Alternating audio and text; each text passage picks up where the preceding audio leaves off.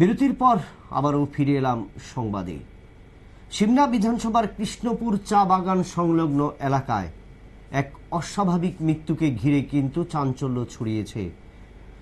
কৃষ্ণপুর চা বাগান সংলগ্ন অভিরাম টিলায় এক গৃহবধূ গায়ত্রী মুন্ডা এবং একই বিধানসভা কেন্দ্রের সুন্দর টিলা স্কুল সংলগ্ন আদিবাসী পাড়ার যুবক সাজু সাঁওতালের অস্বাভাবিক মৃত্যু, এবং এই মৃত্যুকে ঘিরে কিন্তু একটা চাঞ্চল্য ছড়িয়েছে গোটা এলাকার মধ্যে।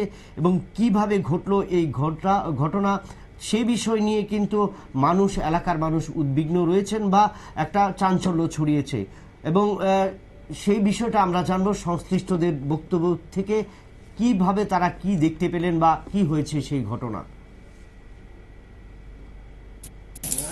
আচ্ছা, এই যে এখনো যে মারা গেছে গাছে যেন আত্মহত্যা করছে দুইজন, তাদেরকে চিনেন আপনি? আমি ছেলের চিনি না, মেয়ের চিনি। মেয়ে তো আমার নাতিনের স্ত্রী। তাদের মধ্যে কি ভালো সম্পর্ক আসতো নি স্বামী স্ত্রীর মধ্যে?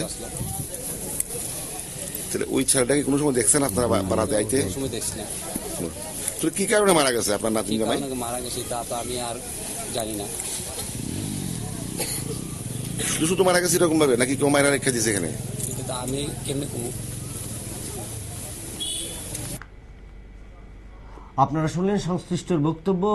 দুটো মৃতদেহকে ঘিরে চাঞ্চল্য ছড়িয়ে পড়েছে এবং ইতিমধ্যে কিন্তু পুলিশ তদন্ত শুরু করেছে এবং পুলিশি তদন্তে বেরিয়ে আসবে আসল রহস্য, কিভাবে এই অস্বাভাবিক দুটো মৃত্যু। এখন খবর এই পর্যন্তই। নজর রাখুন পরবর্তী সংবাদের জন্য নিউজ ভ্যানগার্ড।